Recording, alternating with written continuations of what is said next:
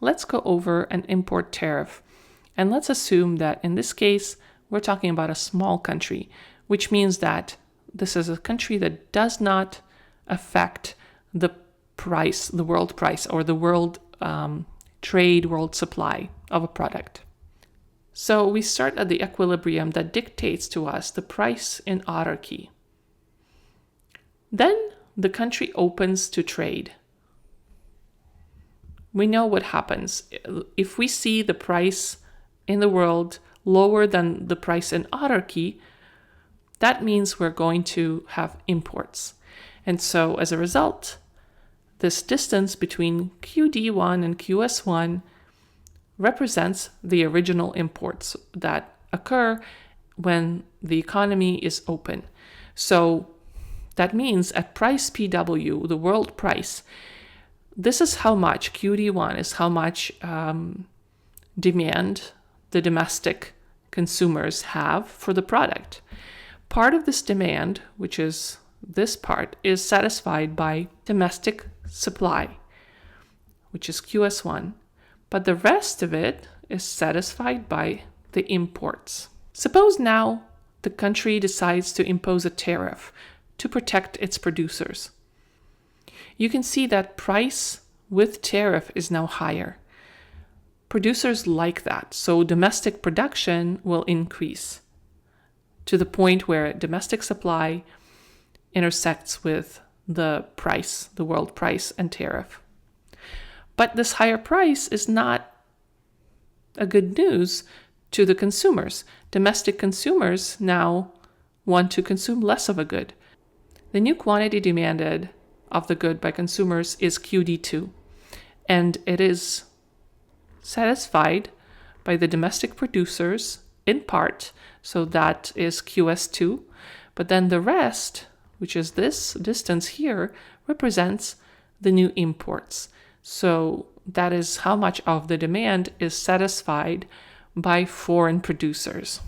We can show that the import tariff results in social losses.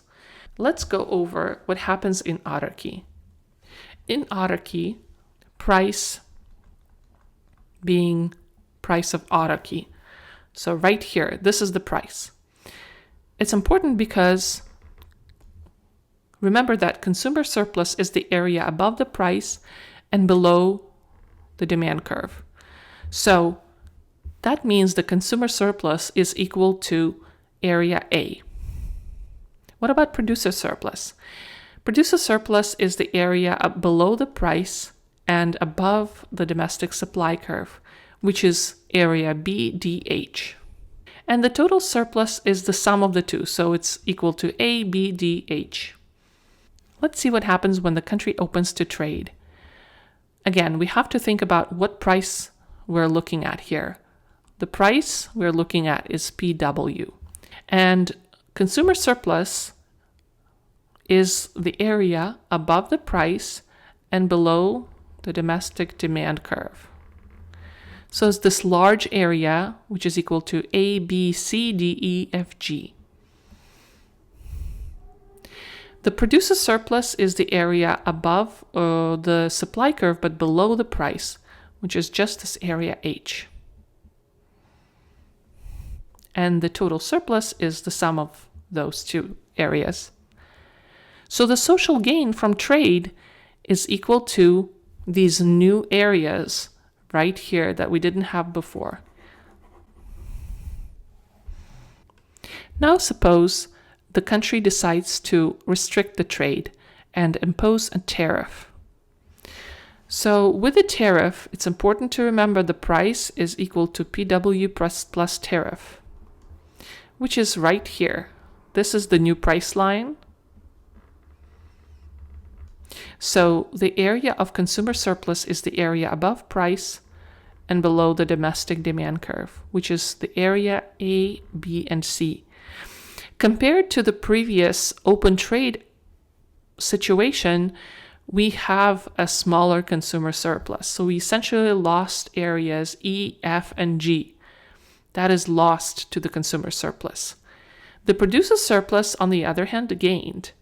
So producer surplus is the area below the price and above the supply curve. So it gained this new area D. So now it's H and D. But somebody is collecting the revenue from the tariff. That is the government. So how do we know how much tariff is collected? Well, the new imports represent this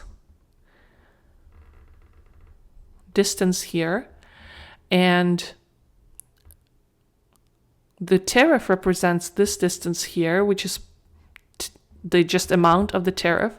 So the amount of the tariff multiplied by the amount of new imports represents this revenue gained by the government. And so the government collects revenue F.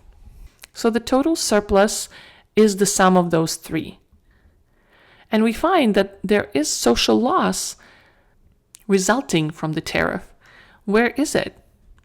Well, we know that this is the consumer surplus, this is the producer surplus, but there are two areas that were there. They were part of the total surplus with the open trade, but are no longer part of the surplus. They're areas E, so it's this part, and G. E and G represent the deadweight loss or social losses. So overall, the society loses from the import tariff.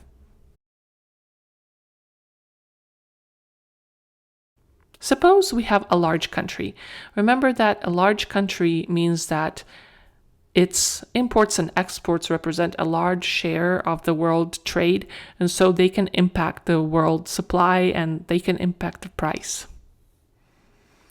Let's start from the beginning. Suppose we are in autarky and the equilibrium dictates the price that exists in autarky when there's no trade.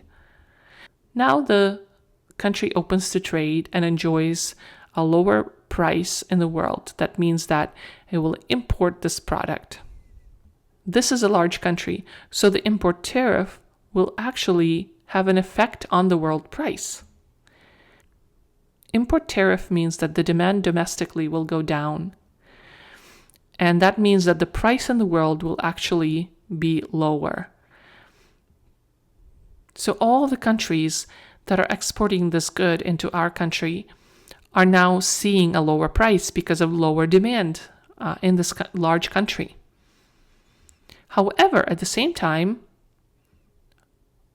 this large country has an import tariff, so its price is actually higher than the world price. So it's this lower world price plus the amount of the tariff. So two things happen again. When we're talking about a large country, the effect of the import tariff will lower the world price for the exporting countries and increase the world price for the importing country because of the tariff. So after the tariff, the price in the importing country rises to PWNU plus tariff, and the price in the exporting country will fall to PWNU.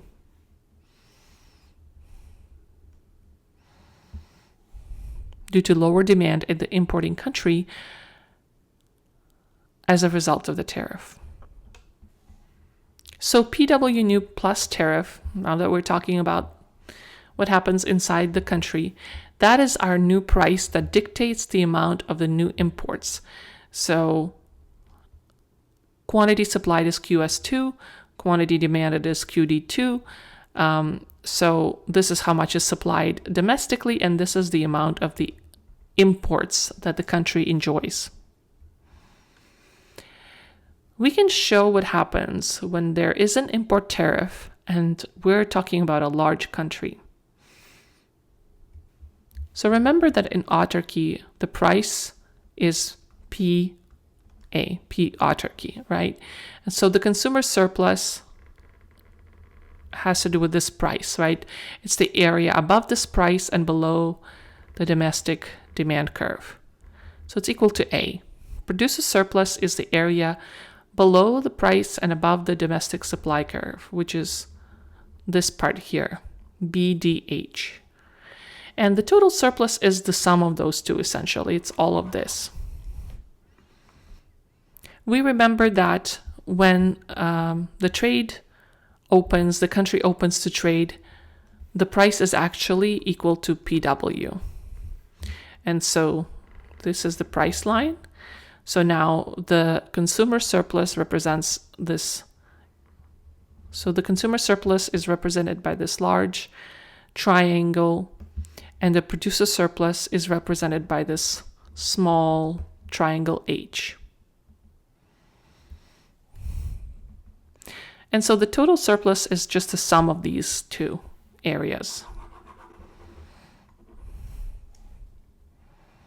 So we see a social gain here because this triangle is the new social gains that were not there before. Now all of a sudden the country decides to impose a tariff. And remember that, so this is our new price now. And so again, let's calculate consumer surplus, which is this area here, and producer surplus, which is this area here. So consumer surplus lost areas D, E, F, G, and producer surplus gained area D. So now the government collected the tariff, which is the amount of the tariff. So PW new plus tariff minus PW new is this distance, which represents the tariff, and this distance, which represents the new imports. So F and J represent the government collected tariff revenue. The total surplus is the sum of these. So now the social change, and we don't know whether this is a loss or a gain. So we lost E and G, but we gained J that we didn't have. So depending on whether J is greater than areas E and G or less than areas E and G, we will have either loss or gain. It's quite ambiguous. If this newly gained area J is greater than areas E and G, then we actually gained from this import tariff. But if the area J is less than areas E and G, then we actually lost. That is why we say that import tariff in a large country results in ambiguous changes.